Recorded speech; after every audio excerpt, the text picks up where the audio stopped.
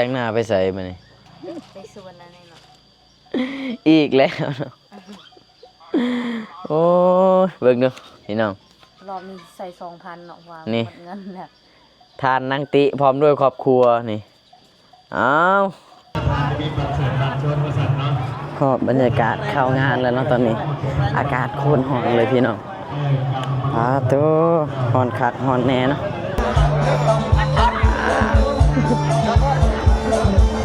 เบิ่งผู้สาวนี่มันงามเนาะ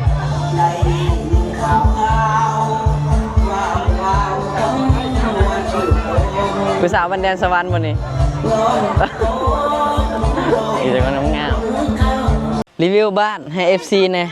กับละอะไรฮะรีวิวบ้านให้ FC หน่อยคนร่างใหญ่เอาหน้าหูหาไอ้บ้านคนลังใหญ่อันเช่าอีกเอารวยเกินมีราวตักผ้าน้ำเนาะอ๋อมีห้องครัวน้ำเนาะนี่เฮือนครัวเนาะมีสนามเด็กเล่นอ่ะแล้วก็มองอยู่มองนอนเด้มองอยู่นอนพุ่นเนาะนี่เนาะมีบรรยากาศชมวิวกกมะพร้าวเนาะกกมะพร้าวเนาะโอ้โหเนาะนี่มาอีละมอนเนาะเลี้ยงมาด้วยเนาะถ้าผู้ใดเข้ามาคือมากัดเลยเนาะสบายดีพ่อแม่พี่น้องเบิดสุขูสุคนเนาะสบายดีบรรยากาศยามเช้าพี่น้องมื้อนี้ก็มาพอกับช่อง YouTube บ่าวไทยบ้านนอกคือเก่าเด้อพี่น้องเนาะสบายดีท่านผู้ชมทุกท่านเนาะบ่ว่าจะอยู่ฟังใดเนาะก็ยินดีต้อนรับเนาะพี่น้องมื้อนี้พี่น้องบรรยากาศดีบรรยากาศปลอดโปร่งเนาะนี่เนาะบรรยากาศยามเช้าพี่น้องและมื้อนี้พี่น้องบ่าวไทยบ้านนอกก็สิพาพี่น้องทุกคนไปงานดองงานแต่งอีกแล้วพี่น้องถึกบัตรเชิญไปร่วมงานอีกแล้วพี่น้องเอ้ยดองแล้วดองอีกเนาะดองเรื่อยๆไปพี่น้องเลยเนาะโอ้ช่วงนี้แบบเกี้ยงตับเลยพี่น้องเลยเนาะเงินที่ใส่ซองนี่บ่ให้เว้าเลยเนาะจักสิหาเงินใส่บัดนี้เนาะหาเงินแถบบ่ทันอีหลีพี่น้องเลยก็ไปงานดองมากับสาวตีคือเก่าเนาะพี่น้องเดี๋ยวพาพี่น้องมาเบิ่งสาวตีกำลังแต่งหน้าแต่งตาเนาะสิไปดองอีกแล้วเนาะบาดนี้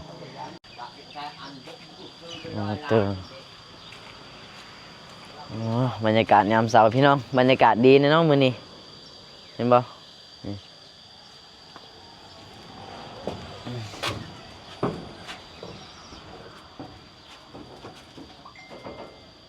แต่งหน้าไปใส่มื้อนี้ไปสวนเนาะไปสวนอะไรเนาะอีกแล้วเนาะโอ้ยเบิ่งดูพี่น้องรอบนี้ใส่2,000เนาะว่านี่เงินเนี่ยทานนางติพร้อมด้วยครอบครัวนี่อ้าวอีกแล้วนี่ วันที่เท่าไหร่วะโอ้วันที่18เนาะนี่นะวันที่16พี่น้องมื้อนี้เนาะพักได้2มื้อไปงานอีกแล้วบาดนี้พี่น้องเอ้ยเนาะปาโตวันนี้เพิ่นแต่งหน้าแบบเต็มที่แล้วเนาะมื้อนี้เฮาไปงานดองมื้อนี้แม่นงานดองอยู่บ้านของสาวตีเนาะมื้อนี้เนาะมาเบิ่งเนาะโฆษณาสวัสดีจ้ามันแต่งหน้าเนาะ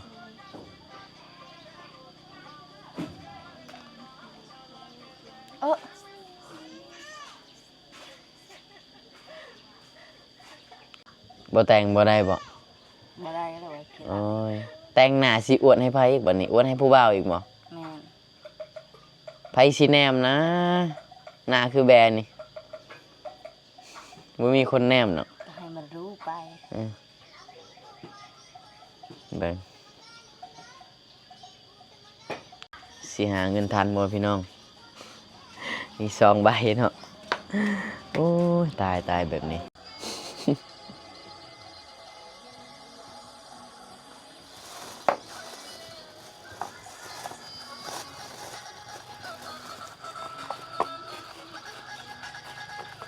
นี่เนาะ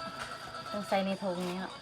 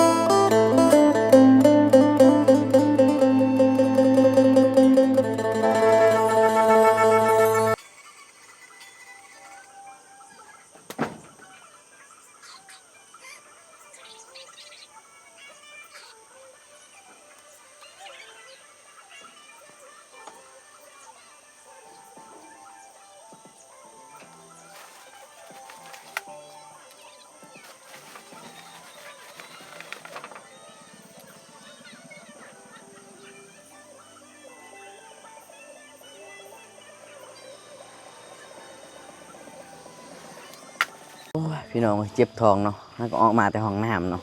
กินหน่อไม้หลายพี่น้องเนาะโอ้ยบ่มีแนวกินเนาะกินแต่หน่อไม้จนเป็นกระเพาะเนาะพี่น้องตอนนี้นะกำลังทาเซาตีออกมาแต่เฮือนเนาะเพิ่นกำลังแต่งตัวอยู่พี่น้องเนาะจักแล้วหรือยังตอนนี้นะอู้สากระดอเนาะแต่งแล้วบ่นี่ เต็งแล้ว โอ้ ได้สำนีแหละ เฮ็ดคืออึ่งแม่ไข่นี่เนาะโอ้โตปานนั้นแต่งหน้าเป็น3-4 นาทีโอ้ย10 กว่านาที ไปทายอยู่นอกนะลูก แต่งหน้าเป็น10-20 นาทีเนาะพี่น้องพอเสร็จมาแล้วก็คืออึ่งแม่ไข่นี่เนาะ ก็ทำงานเราคือ เว้ยจมโลกาไปนำนี่เว้ยบรรยากาศดีเนาะมื้อนี้เนาะตอนนี้เวลา8 โมงแล้วเดินทางไปฮอดงานดอกนะหน้าสิประมาณ10 โมงพุ่นแหละพี่น้องเดี๋ยวค่อยเดินทางไปนี่แหละงานดองที่เฮาไปมื้อนี้นะพี่น้องเนาะเป็นงานดองอยู่ที่บ้านแดนสวรรค์เนาะ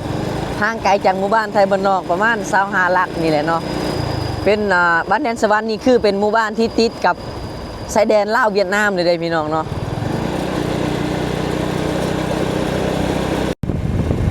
เรื่องบรรยากาศเนาะ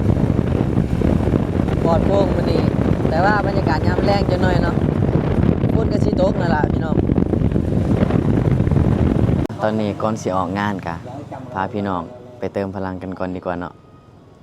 ดนๆเทื่อพี่น้องเนาะพาผู้สาวคนงามเนาะจากผู้สาวไผเนาะพามากินข้าวเปียกเนาะอยู่ตลาดบันดงเนาะแซ่บๆปีหนึ่งเคยเข้าหานจักเถื่อ ปีหนึ่งเคยเข้าหันชมเถื่อ ปีหนึ่ง2 เถื่อบ่พี่น้องทากินข้าวเปียกก่อนจึงค่อยออกงานเนาะมีแต่งานบ่มีเงินเนาะช่วงนี้ช่วงบ่ได้เป็นช่วงเนาะทุกมื้อ สองมือเท่านี้ มีแต่งานบ่มีเงินพี่น้องโอ้ยชีวิตเนาะมาพี่น้องนี่เนาะข้าวเปียกฮ้อนๆแซ่บๆเนาะอยู่ตลาดบันดงห้านซ้อนคำเด้อพี่น้องสำหรับผู้ใดมาแถวนี้ก็มาอุดหนุนมากินได้เนาะแวะมากินได้ห้านติดหนทางไปเมืองนองเลยเนาะนี่เนาะติดกับหอพิพิธภัณฑ์เนาะพี่น้องแต่ว่าซาวตีนเนี่ย2 ปีได้เข้าเทื่อนึง วันปีได้เข้าหานเทื่อนึงโดนเทื่อเนาะแซ่บบ่ ลายกับมวน เพิ่นกินมาแต่หานเป็นที่เรียบร้อยอิ่มคักแล้วเนาะจังบ่ได้เสียค่าน้ำค่าข้าวอยู่ในงานจังหน่อยเนาะ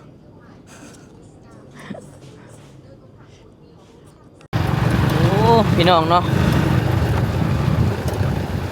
เอาเดินทางมากกับไกลอีหลีเด้พี่น้องไปกันดองมื้อนี้นะอีกประมาณ4-5 กิโลนะพี่น้องฮอดเนาะงานดองมื้อนี้แต่ว่าถนนหนทางแบบเสียวนี่เด้อพี่น้องต้องระมัดระวังเนาะรถจักรเนาะรถใหญ่แล่นไปมาคือแบบรถใหญ่รถลากเนาะแซงกันอึกทึกนี่พี่น้องคนทางแคบๆจังซี่นะ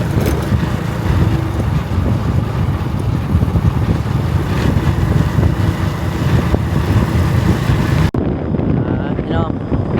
ฮอดแล้วเนาะบ้านแดนสวรรค์พี่น้องสายแดนลาวเวียดนามเนาะนี่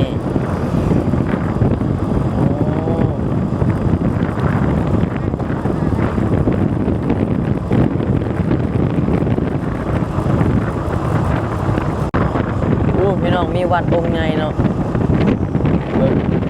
พระองค์ใหญ่พี่น้อง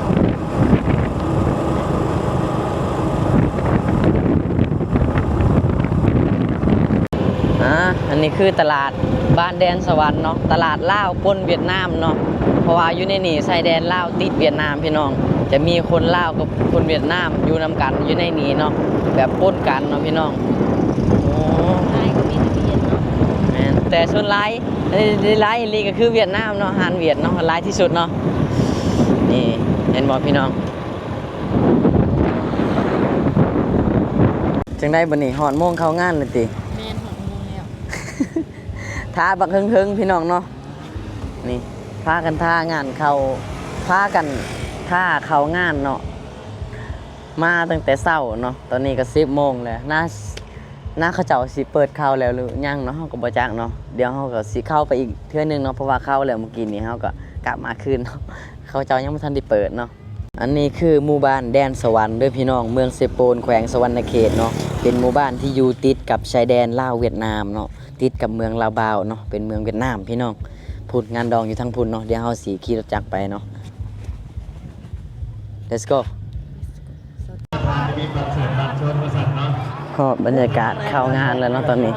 อากาศโคตรร้อนเลยพี่น้องตัวร้อนคักร้อนแน่เนาะ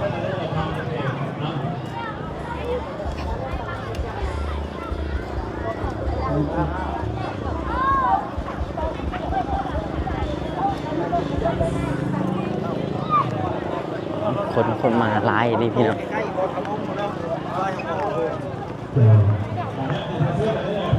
โอ้อากาศร้อนคนก็หลายใช่ไหมโอ้มีเพลงบูติดลิขสิทธิ์หรือบ่เนาะพี่น้องมีเพลงก็เปิดนำเนาะอันนี้มองเขาเจ้าก่อนบัตรเนาะผู้สาวมีแต่คนงามเลยเบิ่งผู้สาวมีแต่คนงามเนาะ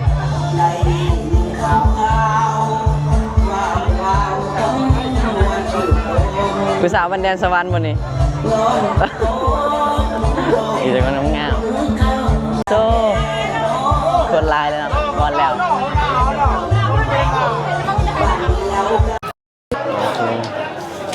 พี่น้องบรรยากาศคนในงานเนาะอดลายเนาะตามใจคุณลายขนาดเลยคุณมาพี่น้องเฝ้ากินแล้วก็ออกไปเนาะวันนี้เนาะเพราะว่าร้อนพี่น้องเอาขนาดอากาศอยู่ในนี้เนาะบ่ไหวเลยมาพี่น้องกินข้าวน้ำกันเนาะกินกับประมาณนี้กินไปเบิดแล้วดอกโอ้ปลาตัวพี่น้องเนาะอากาศโคตรร้อนเลยพี่น้องเข้างานดองแป๊บเดียวเนาะก็ออกมาแล้วบ่ไหวอีหลีพี่น้องเลยเนาะก็เลยสวนเสาตีออกมากินข้าวแล้วเนาะบ่ท่านได้ลาแล้วก็บ่ท่านได้ไปหาเจ้าสาวเจ้าบ่าวซ้ำเนาะได้ออกมาก่อนแล้วกินแล้วก็ออกมาเลยเนาะร้อนคักอีหลีเอาเนาะแล้วก็เฮานั่งอยู่ในเต็นท์อากาศร้อนจังซี่แห้งหายใจแทบสิบ่ได้พี่น้องโอ้ยร้อนคักพี่น้องเลยอันนี้คือหนทางเข้าไปเฮือนของสาวตีเด้อพี่น้องเนาะนี่เนาะเดี๋ยวบ่าวแถวบ้านนอกสิพาพี่น้องไปเบิ่งเฮือนของสาวตีว่าใหญ่ซำใดพี่น้องมาพี่น้องไปเบิ่งนำกันเนาะมาต่อ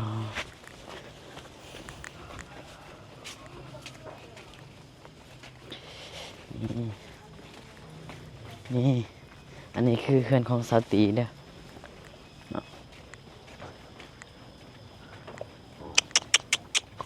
โอ้โหสตีบรรยากาศเฮือนซ่านของสาวตีเนาะพี่น้องเบิ่งเอาเนาะนี่อันนี้คือเฮือนซ่านของสาวตีอยู่เด้อบ้านของสาวตีโคตรรูเนาะคนรู้เบิ่งเลยคนจนไม่มีบอลชิวเนาะเจาะพี่ยังเจาะในกันเตียลองเอากำลังเตรียมเครื่องสีกลับบ้านในมันนี้ว่าสิกลับไปเลยเนาะก็เลยแวะมาเอาเครื่องอยู่เฮือนสาวตีก่อน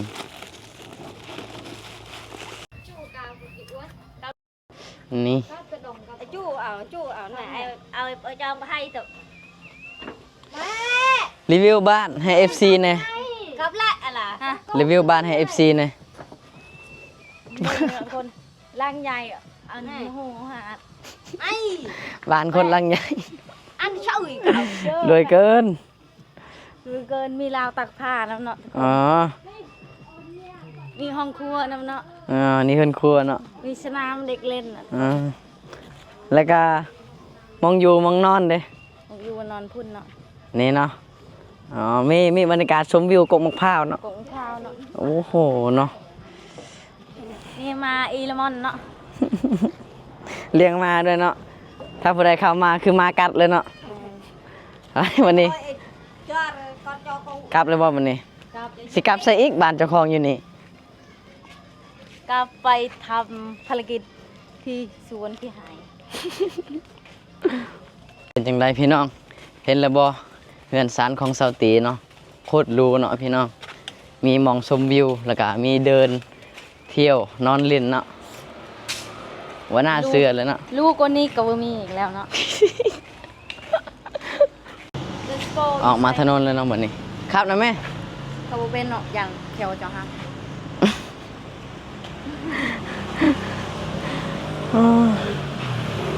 ใช่ใจรถ ปะพี่น้อง เดี๋ยวเราเดินทางกลับเพื่อนกลับซ่านน้ำกันเนาะบ่ไหวอากาศร้อนสิไปหาต้นน้องต้นน้ำอีกพี่น้องเลยอากาศร้อนอีหลีบ่ไหวเนาะเอาเดี๋ยวพอกันอยู่เพื่อนเนาะพี่น้องว่าสิสวนพี่น้องน่ะอยู่กินแล้วก็ลิ้นอยู่ในงานก่อนเนาะบ่ทันได้หาเจ้าบ่าวเจ้าสาวเลยบ่ทันได้ไปหาเจ้าบ่าวเจ้าสาวแล้วก็บ่ทันได้ถ่ายรูปเจ้าบ่าวเจ้าสาวมาเลยพี่น้องเนาะก็คือปอนบัตรเข้ามาแล้วก็ไปนั่งตังแล้วก็กินข้าวแล้วก็ออกมาเลยนะพี่น้องเพราะว่าอากาศร้อนแฮงอีหลีเนาะ หน้าสิใหม่แล้ว โอ้ยเนาะก็เลยต้องเดินทางเนาะวันนี้กลับเลยแหละพี่น้องเนาะโอ้อากาศร้อนแห้ง